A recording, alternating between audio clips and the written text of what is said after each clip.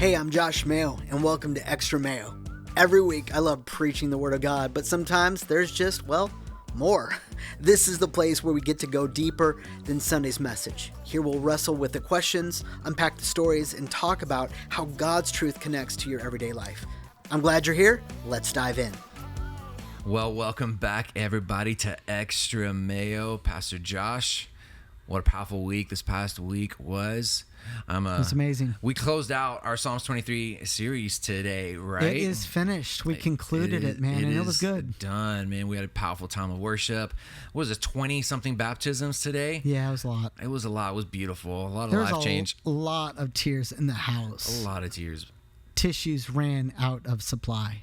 Even our communicators, they were holding back some tears in the back, and I was kind of laughing at them because it was like, how are you going to do the next when you tell somebody stories? It was beautiful. If you were a part of the service, man, what an incredible Sunday to be a part of. It was just, the room was packed. Both services were full. They put out a ton of chairs, extra chairs. But what was the thing that was most significant to me, talking about tears, was like multiple times during the baptism and other points, I'm looking down in the audience and I'm seeing like rows of people just all with Kleenex wiping, man, just like all the feelings, all the phones out recording, and then all the Kleenex from weeping. It was just a God moment. And so, man, if you didn't get a chance to be a part of the service live, make sure you watch it online because, man, powerful stuff. Yeah, man.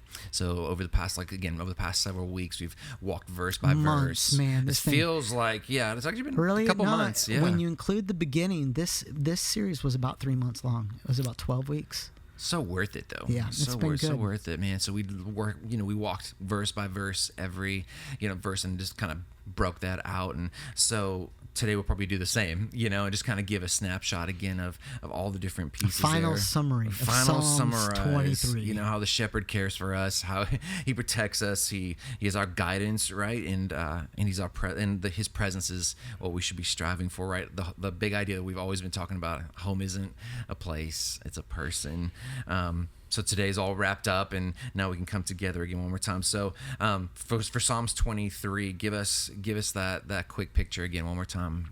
Well, you said it, so I'll say it again. Home is not a place; it's a person. It's the presence of God. But I think what we're being reminded in this whole psalm, it's so much more than something that Grandma has stitched on her blanket, right, or put on some pillow or something like that. But It's more than poetry; it's a pathway. It's a pathway to life, and life is found in the presence of a good shepherd. And so that's what we're after today. Right, absolutely. So let's start right where David starts us off for in this verse 1 is, "The Lord is my shepherd; I shall not want." This big idea of belonging. Unpack that a little bit for us. The verse is a verse of sufficiency. David doesn't say the Lord is a shepherd. Right. He says the Lord is my shepherd, right? And it's this idea of belonging, what you just said, what we said on Sunday in the message, I belong here.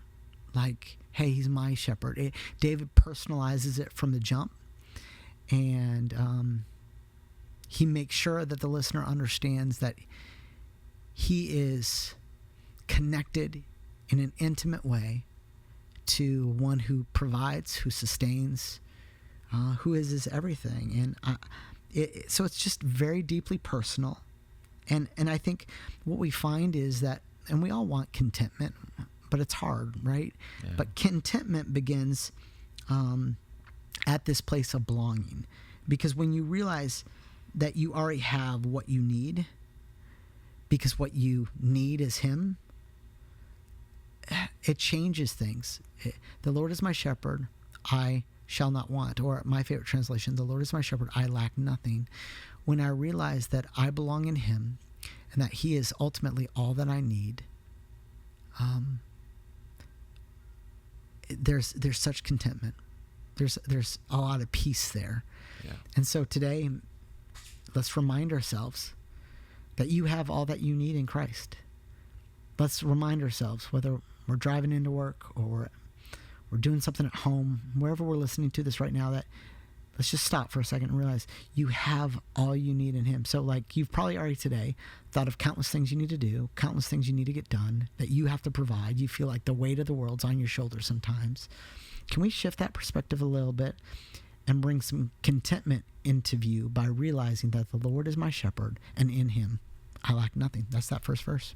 Yeah. And just in case we didn't get the idea of peace, the next verse gives us an extra layer that we are reminded, right? That he makes me lie down in green pastures. He leads me beside still waters. Rest and rhythm are interwoven, like just interjected into this verse, right?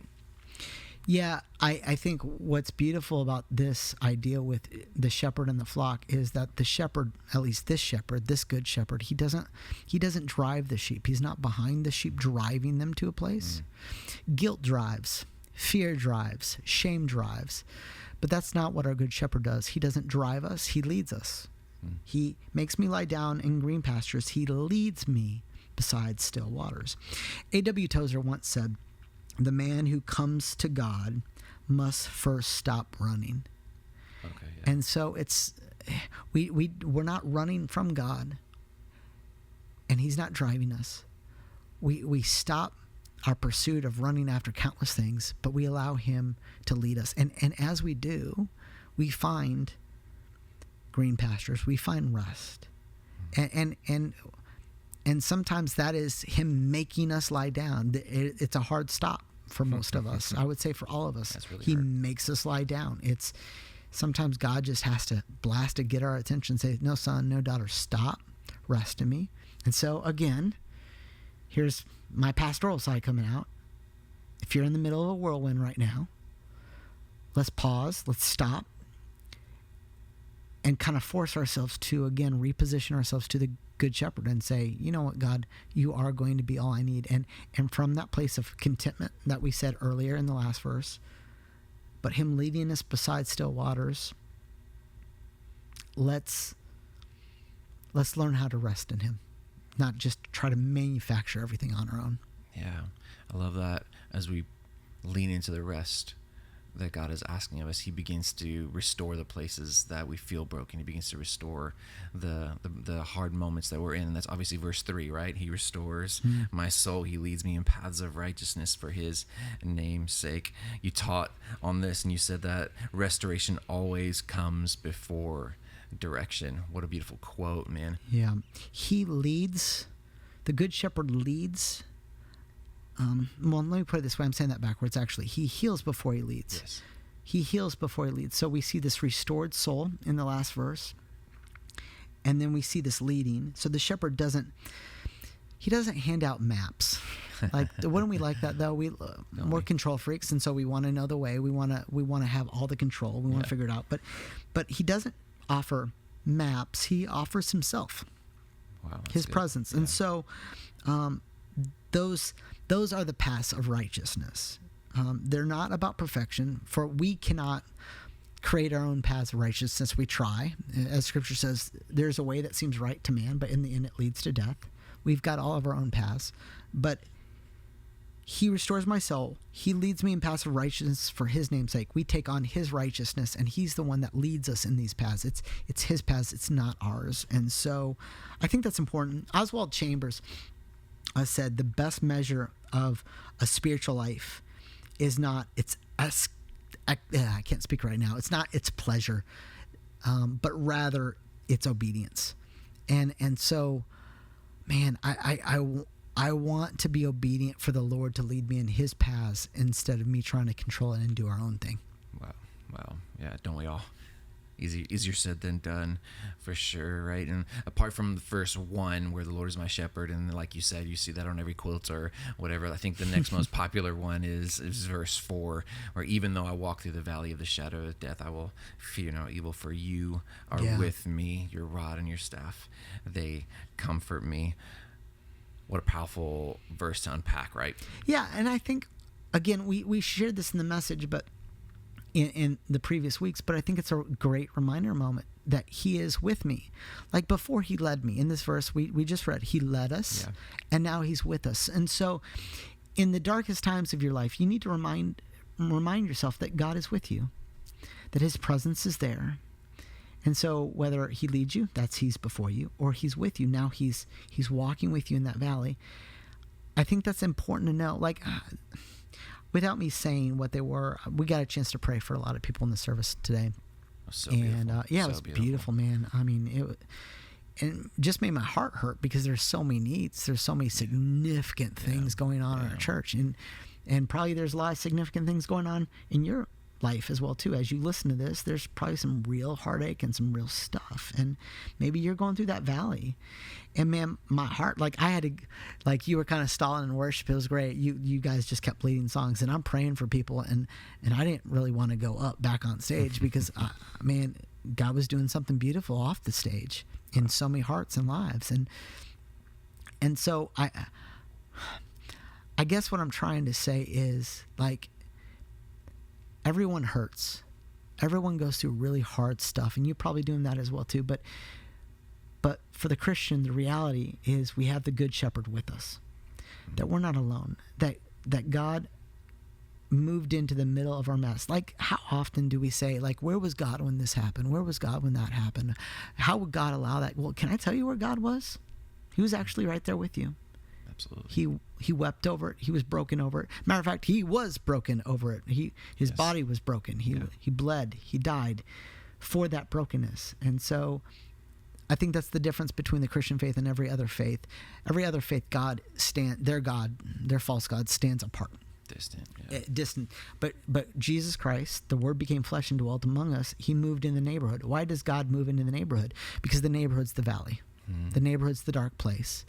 And it is impossible for a God, any God, even an eternal God, to really understand what's going on if he doesn't put himself in our shoes. And that's what your God has done.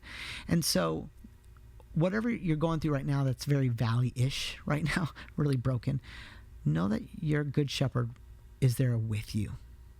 So maybe stop, pause, and say, God, I just receive your presence right now, that you're with me right now in this situation. And name the situation, name the valley. God, thank you that you're with me in this valley. And name that as a prayer, even right now. God, you're with me in this valley. I think that's important. Absolutely. So beautiful.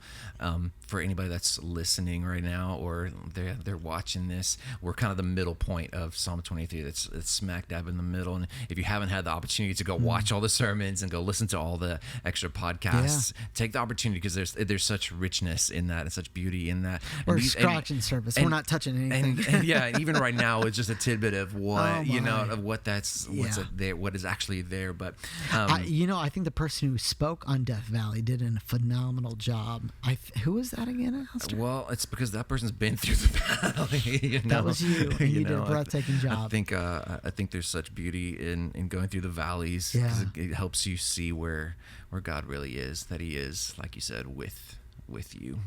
Verse 5, which sets the next portion of the Psalms, is you prepare a table before me in the presence of my enemies. You anoint my head with oil. My cup overflows. And this is like the truest and the most richest picture of the whole Psalm as a whole, right? There's like so much beauty in this whole verse. Well, you prepare a table before me in the presence of my enemies. There's provision here. There's healing. There's abundance. All in one breath. Wow. Yeah. And so the shepherd doesn't wait for the battle to end. He hosts a banquet in the middle of it. I love that so much. All in one breath. You said it, you probably just even realized that said that, but like in one breath, the power and the majesty of God, just to be able to do that. To provide, to heal, to sustain. In one breath. And He does it in the presence of your enemies. Man, God sometimes, God is not egotistical, so God doesn't do it with sin in His veins. But I like that if there is a righteous kind of bragging, there is a righteous kind of showmanship. And actually God's doing that right here. He's saying, hey, death, hey, guilt, hey, fear, hey, disease, I'm setting my son, I'm setting my daughter right in front of you. You thought you won this fight. You thought you had them. But let me show you. Let me show up and show off in their life. And I'm going to mock you, death, disease, fear, sin, brokenness, guilt, shame. I'm going to mock you. I'm going to taunt you as I prepare a table for my son and my daughter in your very presence. And that's what he does through communion with broken body, shed blood. That's the Lord's table. And that's every time we share in communion. Oh, come on.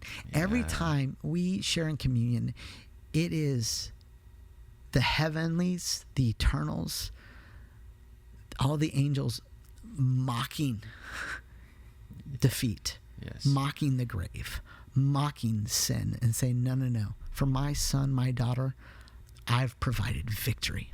I've provided real hope in the blood and the body and the brokenness of Jesus Christ for our healing. Yes. It's awesome. I just imagine eating like a giant steak. Oh boy, here we go. At that table. You're about to make me hungry.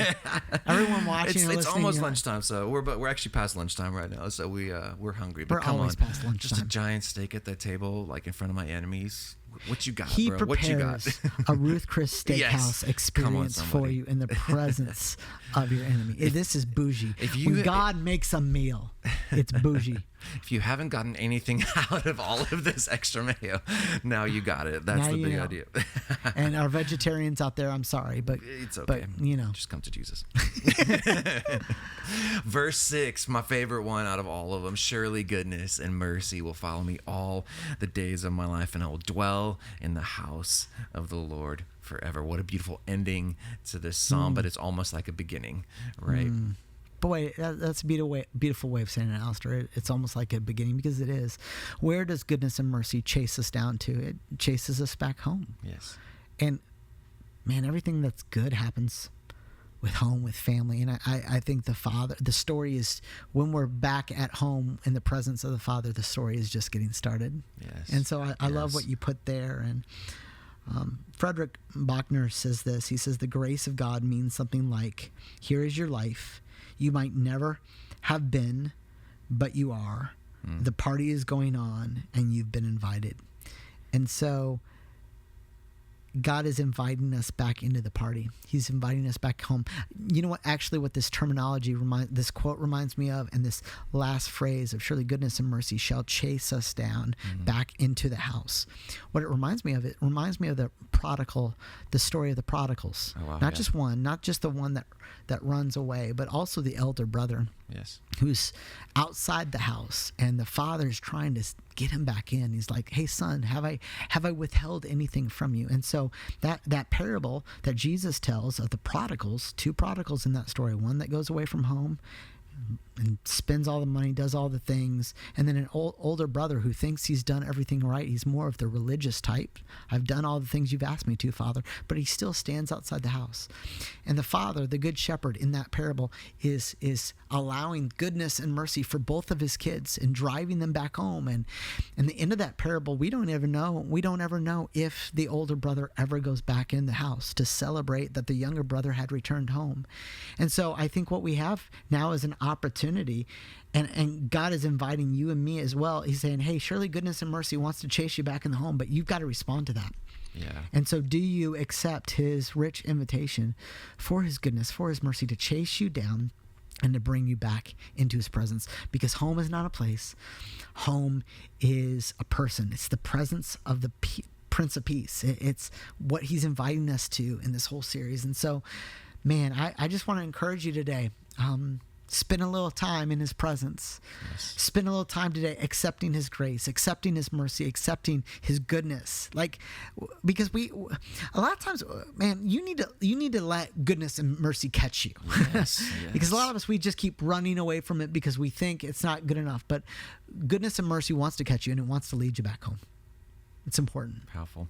The world is throwing everything else except goodness and mercy at you. Everything else chases after you, right? But Jesus and God throws goodness and mercy at you. So here we are at the end of Psalms 23. Wrap it up for us. Christmas time is around the corner. Put a nice little bow on us and tell us what. Tell us the last, give us that last bit of extra mayo that you have on this. The shepherd's presence is the story from start to finish. He is enough. If we get everything else, but we miss his presence, we've lost it all. Absolutely. There's a verse that says, hey, if I've won the whole world, but I've lost the Lord, I've lost it all. If I get the presence of everything else, but I lose the presence of the Good Shepherd, I've lost it all. And so the Good Shepherd provides in this verse. He leads, he restores, he protects. These are all things we see in the verse. He anoints. And finally, he welcomes us back home. And so Psalms 23 isn't just something that we read at funerals. It's not just some comforting thing that grandma put on that pillow. It's a guide for living. It is the Christian walk. Yes. It's the Christian life. And we're going to go through all these stages that we've read through in this passage. And so I'd encourage you to take Psalm 23. I hope through this series, no one will ever think of Psalm 23 the same. I certainly will not. I hope no one in our church ever thinks of Psalm 23 the same. That it's not just poetry. It's not just something that sounds nice. But in a good way, I pray it will mess you up, mess all of us up. And I hope part of my desire from this, if you ask me, all right, Josh, what are you desiring after this series is done? I would desire that 2, 3, 4, 5, 10 years from now, there would be people that would actually open up Psalm 23 as a part of their prayer times, and they would pray through it. It would just be something they'd read, but it's something they meditate on to remind themselves of the faithfulness of the Good Shepherd, and they would pray through it in all the different seasons, in all the different places of their life, because through it all, the Lord will continue to drive us back home into his presence. Thanks so much for hanging out with me on Extra Mayo. My hope is that these conversations encourage you to keep growing in your faith, not just on Sundays, but in the middle of real life. If today helped you, share it with a friend. And don't forget to subscribe so you don't miss what's next. Until then, let's keep walking this out together.